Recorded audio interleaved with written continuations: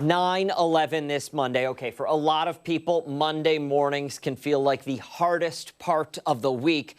But what if work was a place people actually looked forward to going? Yeah, so that's the idea behind the new book, That Team That Loves Mondays. We're taking a look at what really motivates employees and how companies can build teams that are a little more engaged. For more on the book, we're joined now by author Andrew Biernat. Good morning. Thanks for joining us. Good morning, Abby and Dan. Thank you so much for having me. This is really cool. I love this concept. The team that loves Mondays. We were talking about it earlier.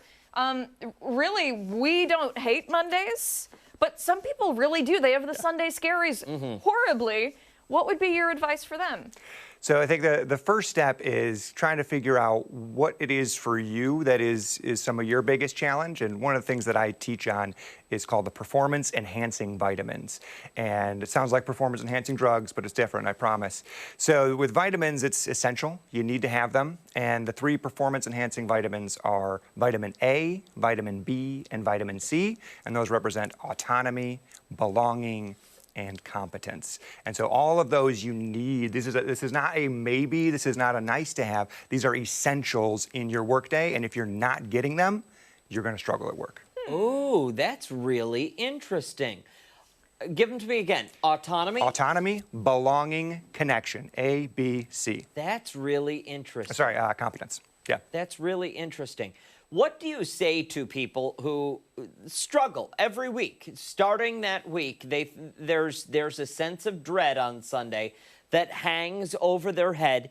Is that a sign that something's got to give? Something's got to change? Yes, I would say yes. And I think it's important to acknowledge the way that we're feeling about a situation, because ignoring it isn't going to fix it. I've tried it. It doesn't work. So we need to acknowledge that, okay, I'm feeling something here.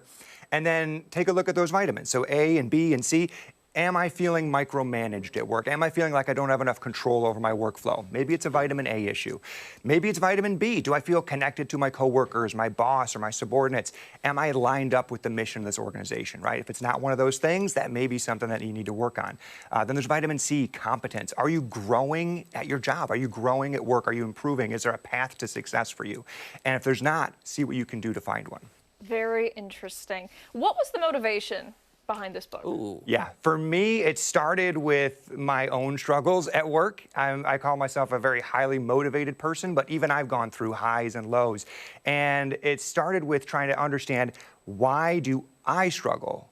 As someone who's highly motivated, who likes the work that he does, why do I still struggle at work? And so I did a lot of digging, a lot of figuring out in my own life, but there's also been some great research out of the University at Rochester that's come out.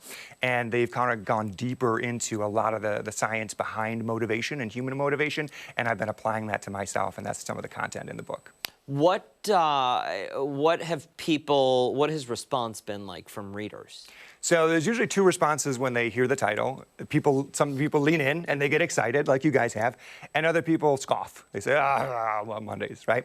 And that's really the same response, ultimately, is this feeling that Mondays can be amazing, but we recognize that often it's not.